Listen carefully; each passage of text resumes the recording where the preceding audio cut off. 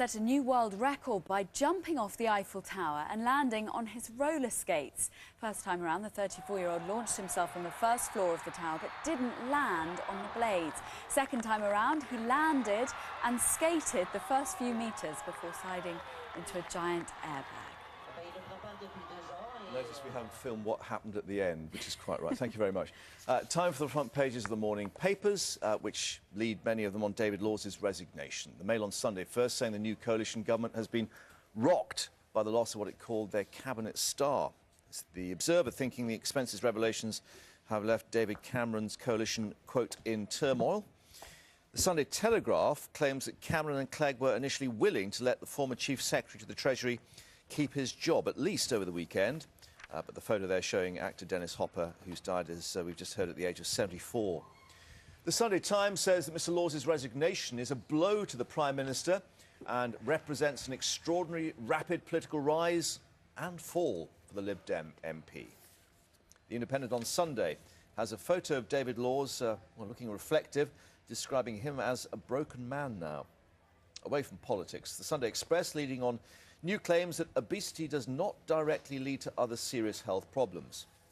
The Sunday Mirror has the latest on the Boys' Own singer Ronan Keating and his marriage. And staying with marriage matters, the Daily Star Sunday with Kerry Katona and her latest relationship.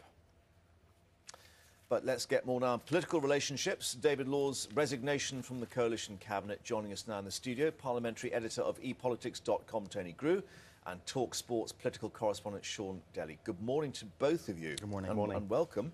Well, is it old politics or new politics? That's the question I suppose you want to pose first, Sean. Well, I personally think it's new politics at its worst in some regards, because, of course, this incident maybe in a previous time wouldn't have been so much of a problem, but because we had the month that was the month of shame in May 2009, because we had the expenses debacle, it's been blown out of all proportion, Mark. Yeah, but however, the fact is that the Telegraph, doing its forensic journalism, has found that, you know, he at least bent the rules, if not broke them. Yes, and very interesting that the Telegraph discovered this about 2 weeks after he joined the government and not during the month of shame that he just referred to. I mean, I think this is a tragedy for our country, to be honest with you. I think that what's happened today is that I think the most talented individual member of the government has been driven out. He's been driven out over revelations about his private life. I think that David Laws was... Well, I mean, he's resigned. I mean, is that being driven out? Yes, that is being driven out. I mean, the Daily Telegraph said that they were going to bring the story forward, but weren't going to reveal that it was a man and not a woman that his partner was. I have to say, you know, since the second David Laws was appointed to this, there's been lobby journalists that have been trying to find a way to out him. They found a way to out him, and they should be very proud of themselves. Yeah, that's not what's driven him out, Tony, is it? No, I'm afraid what has driven him out is a sense of this sort of sense of moral outrage that I think we really need to get over. Well, but the moral outrage is at the fact that he is a man responsible now for a moral standpoint on parliamentary perks, expenses, public spending, and if there is a question mark about how he handles his own finances, surely that has to be addressed. I think that I know, Sean, we disagree on this. Well, let's get Sean to disagree first of all. The reason I disagree get your retaliation is because, first. no, I mean, I ask myself, Mark, would we be looking at a situation where a very senior minister would be resigning if his partner were a woman, a mistress, and he was keeping that quiet? And yes, we would. I don't think... Sexuality comes into this because it's a very unfortunate byproduct, obviously, for Mr Laws. That's the only reason. It is financial impropriety. He himself has apologised. He said he's paying back £40,000. So it doesn't matter what this inquiry by the Parliamentary Commissioner for Standards says. David Laws himself has admitted that what he has done is fallen short of the standards that perhaps his constituents accept, and it is deeply tragic for him, and it is deeply tragic that he has been outed. Yeah, it is. But Sean, hold on. What David Laws has done is claimed money, quite legitimately as far as I'm concerned, has claimed money for a rent of a room in a flat in London. We're now in a ridiculous... The rules changed, hold on. Yeah, the rules did change. And the rules now mean that we're in a ridiculous situation where the people that are controlling parliamentary expenses are effectively having to police MPs' bedrooms. We're now having to define what sort of relationships there are between an MP and I'm sorry, this has nothing to do with sexual... No, it doesn't. Let's actually address this issue, because this is very important.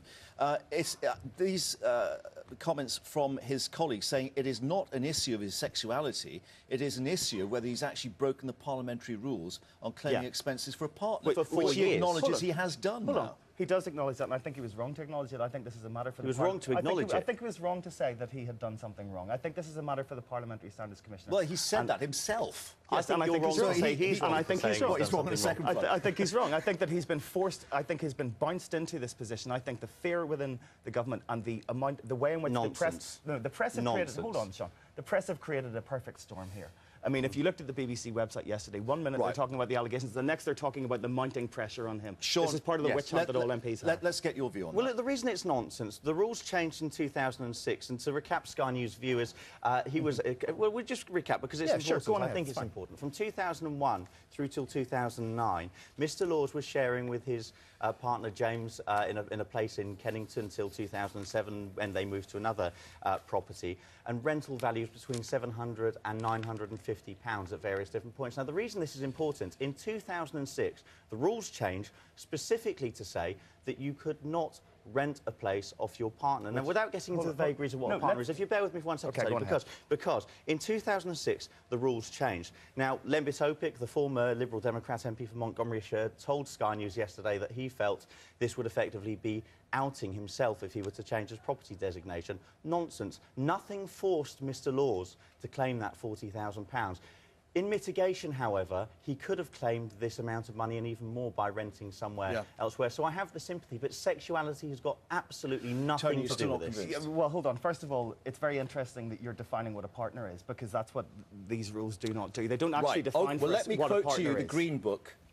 MPs' expenses, it warns members they must avoid any arrangement that could give rise to accusations that either they or anyone, quote, close to them, unquote, are benefiting from public funds. What a laughable sentence that is. Anyone, quote, close to them? What does that mean? I don't think I've ever heard anything so ill-defined. This is a man... I think the public know what that means, don't No, they, Tony? hold on. This is a man... The other part of this argument that really upsets me is this constant argument that because he has been very successful in his life and made some money, somehow he's done something wrong by claiming expenses to carry out his parliamentary duties. He should have paid it from his own pocket. Oh, yeah, this is a constant issue that we've heard all through this. Oh, he's a multi-millionaire, as if that has some sort of relevance, and as if...